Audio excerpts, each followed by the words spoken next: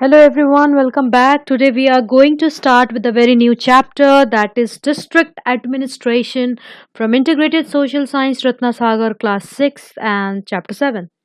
So in this particular chapter we are going to read about the how a district is administered. Okay, who is the official in charge and the other officers who are working under him, as well as will also be dealing with the functions of the district administration, whether it is maintaining law and order, maintenance of land records and collection of revenue, providing civic amenities, supervising activities of the panchayats, providing relief work. In the previous chapters, we have read about the local self government bodies in rural and the urban areas, and now we'll be reading about the district administration. Turning on to the contents which we are going to discuss today are structure of district administration and functions of district administration. We'll be discussing judicial administration in the next video. Let us turn on to the next slide, and we guys know that India is divided into 28 states and 8 union territories, including the national capital territory of Delhi as well. These states are further and union territories are further divided into smaller units known as districts and tehsils and parganas, and there is no fixed size or population for a district. Today, our country has over 600 districts, which was earlier, and now we have 718 districts in India. There are 718 districts in India administered by their respective state and UT governments. Let us move on to the structure of the district administration, and we'll also be reading about the functions of district administration. Turning on to the structure and the functions, the official who is in charge of a district is the district collector, who is also known as deputy commissioner or district magistrate. She or he is the member of Indian Administrative Service IAS, and hundreds of officials work under him or her. A district is also the unit of administration for various other departments such as police, cooperative societies, agriculture, and education. We'll be reading about them further. Turning on to the functions of district administration, the very first function is maintenance of law and order. So, maintaining law and order in the district is the most important responsibility of the district collector. She or he can pass orders to check lawlessness and rioting. She or he is assisted in this task by the superintendent of police. Turning on to the officers and their working under for performing the functioning of maintenance of law and order, and the officers are: there is a superintendent of police, and the superintendent of police is the highest ranking police officer in the district, who works under the supervision of the district collector. His or her main aim is to ensure peace in the district. What is the main aim of the superintendent of police? To ensure peace in the district. All other police officers, such as deputy superintendent of police, inspectors, sub inspectors, work under him and maintain law and order. When it comes to when it comes to maintenance of law and order, a district is divided into 5 or 6 subdivisions. Let me show that flowchart to you. So, a district is further divided into 5 to 6 subdivisions, each under the charge of Deputy Superintendent of Police. These subdivisions are further divided into police circles, and there are about 10 police stations or thanas in a circle. An inspector is the charge of the police circle. Who is the in charge of a circle? An inspector is in charge of a circle. Let me repeat it once again. A district is divided into five or six subdivisions, each under the charge of Deputy Superintendent of Police. Subdivisions are further divided into police circles. There are about 10 police stations or thanas in a circle. An inspector is in charge of an inspector is in charge of a circle. Sub inspectors, assistant sub inspectors, head constables, and constables work in each police station, and in village level, chowkidars are appointed. Coming back to the flow chart, structure and functions, coming back to the maintenance of law and order. So, maintaining law and order in the district is the most important responsibility of the district collector. There are other officers who works under him. I have already told you that hundreds of officers work under him. Okay, under his supervision, the superintendent of police, who is the highest ranking police officer in district, works under his supervision, whose main aim is to ensure peace in the district. All other police officers such as deputy superintendent of police, inspectors, sub inspectors work under him and maintain law and order. I've already shown you the flow chart showing how a district is divided and who is the in charge of that particular section. So a district, let me repeat that once again. A district is divided into five or six subdivisions, each under the charge of Deputy Superintendent of Police. Subdivisions are further divided into police circles or police circles, which includes 10 police stations or thanas. An inspector is in charge of the circle, sub inspector, assistant sub inspector, head constable, and constable work in each police station, and in village level, chowkidars are appointed. Now, coming on to the next part of maintenance of law and order, there is a jail in each district.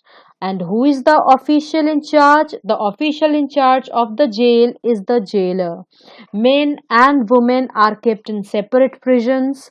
Prisoners are taught skills such as carpentry and carpet weaving so that after serving their sentence, they can use these skills to earn an honest living. The police is meant to protect us and secure our rights as citizens, isn't it? So, we must also help them in their work. We can do this by informing the police about lawbreakers and by not assisting or encouraging illegal activities, isn't it? Turning on to the next function of the deputy commissioner and the district magistrate or the district collector is land records, maintenance of land records and collection of revenue. Land records are very important. Why land records are important? Because the land records determines the rightful owner of the land. Whosoever is the rightful owner, it is to be determined. The second thing, these records are also required to enable farmers to secure loans, isn't it? To secure loans from banks. And the collection of revenue is important. Why? Because the government needs money to run its various bodies, isn't it? That is why it is very important to record lands as well as collect revenues. Now, coming on to the officers who work for the maintenance of land records and collection of revenue are the subdivisional officer, tehsildar, naib tehsildar, konungo, patwari, or Lekpal are the officials in the charge of matters concerning collection of revenue. The subdivisional officer is in charge of revenue collection at subdivision level. He is the link between the district collector and the tehsildar. Now, who is tehsildar? The tehsildar is the main official in the district responsible for actual revenue collection. Who is tehsildar? The tehsildar is the main official in the district responsible for actual revenue collection. For maintaining land records, there is a superintendent land records and a deputy superintendent land records at district level too. I have not shown that those two posts in this flowchart, but do remember that there is a superintendent and a deputy superintendent for land records at district level too, along with tehsildar. Okay, and at village level, Kanungo and the Lekpal, who is also known as Patwari, take care of land records at village level. Okay, turning on to the next function, and that function is the civic amenities and development. What civic amenities are when it comes to the functioning of the district administration? The civic amenities are basically the basic needs of the citizens living in the district or in any particular region. Basically, healthcare, education, isn't it? Don't you think so? These are the civic amenities. Turning on to when it comes to development, development means building up of roads and government buildings is somehow a part of development, and the public places as well, such as parks and other things. So the for the civic amenities and development, there are certain institutions and officers in charge. As you can see here, the chief district medical officer, who is CDMO. Let me repeat it once again. The chief district medical officer is in charge of health services in a district. Who is the in charge of health services in a district? The chief district medical officer. Let me repeat it once again. The in charge of health services in a district is the chief district medical officer. It's his or her duty to supervise the working of hospitals and dispensaries in the district. Coming on to the next amenity, that is education, this is the responsibility of the district inspector of schools, or he is also known as the district education officer. Okay, the district inspector of schools or the district education officer is responsible for the proper functioning of schools in the districts. It's his duty to supervise, to inspect, to check uh, schools and to supervise the work of the Department of Education. What is his duty? What is the duty of education officer? The district education officer, his duty is to inspect the schools and to supervise the work of the Department of Education. Turning on to next developmental area, that is the planning, the district planning. Okay, the public works department is in charge of constructing and maintaining government buildings. Who is the in charge of constructing and maintaining building? The public works department. Okay, and the executive engineer is the head of this department. Who is the head of the public works department? The executive engineer is the head of the public works department, and the public works department is in charge of constructing and maintaining government buildings. We have already read about district planning officer in the previous chapter, that is local self government in urban areas, isn't it? That it is the duty of the district planning officer to prepare plans. Okay, and the basically to look into the plans, okay, prepared by the panchayati raj bodies and the urban local bodies, and to prepare a development plan for the district as a whole. Okay, we have already read about him in the previous chapter. And coming on to the next function of the district administration, that is supervising the functioning of Panchayati Raj system. We have already read about the Panchayati Raj system as well. We have already read that the Panchayati Raj system is a three-tier system and it works at three levels: the Gram Panchayat at the village level, the Block Samiti at the block level, and the Zilla Parishad at the district level. So the district collector is responsible for supervising the functioning of Panchayati Raj system and other local bodies. What is the duty of the district collector? She or he makes arrangements for elections to these bodies, okay, by which are conducted by the state election commission, and it is the duty of the district collector to give reports to the state government if these systems, if these bodies are not working well, are not functioning well. And on other hand, there is one more responsibility of the district collector when it comes to the supervision of panchayati raj system, that is he or she also possesses the power to dissolve them at the instructions of the state level. Okay, so what are the functions of the district collector when he or she is supervising the activities of panchayati raj system? The first one is to make arrangements for elections which are conducted by the state election commission, to give reports to the state government if they are not functioning properly, and the third and the last is to dissolve them at the instructions of the state government. Turning on to the last but not the least, the least function, that is providing relief work. Okay, so emergency, we know that we are not sure with the situation, with the climatic condition or anything when it comes to nature, isn't it? So what happens, sometimes emergency situation occurs such as famines, floods, fire, epidemics, and earthquakes sometimes arise in the district. Now we are already suffering from a very pandemic disease, that is COVID, isn't it? So these are emergency situation that arises and we are not aware, we are not prepared for these things at all. So what is the duty of the district administration when it comes to providing relief work?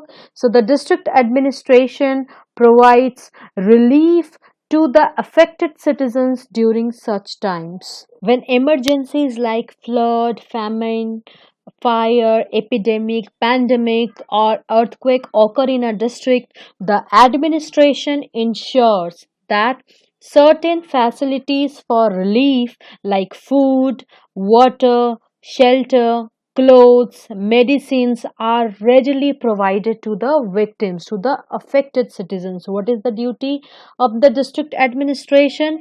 To ensure that certain facilities for relief like food, water, clothes, shelter, medicines are readily provided to the affected citizens. As citizens, it is our duty to cooperate with the district administration and assist them when such a situation arises, isn't it?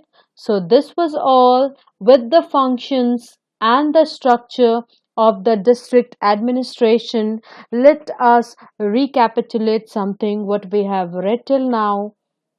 We have read that we have discussed that the official who is in charge of a district is called the district collector, who is also known as deputy commissioner or district magistrate, who is a member of Indian Administrative Service. And it is the function of the district administration to maintain law and order, maintenance of land records and collection of revenue, providing civic amenities, supervising activities of the panchayats, providing relief work. When it comes to uh, the superintendent of police is the highest ranking police officer in a district who works under the supervision of district collector. A district is divided into 5 to 6 subdivisions, and deputy superintendent of police is in charge of these subdivisions. The subdivisions are further divided into police circles, and these circles include 10 police stations or thanas, and the in charge of these thanas is the inspector. Okay, the sub inspector, assistant sub inspector, and head constable and constables work in each police station, and in village level chowkidars are appointed. There is a jail also.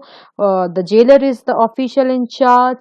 And when it comes to civic amenities, they provide uh, civic amenities such as healthcare, education, and maintenance of government buildings. Basically, the district administration provides such things. Okay, and that's all we have read today.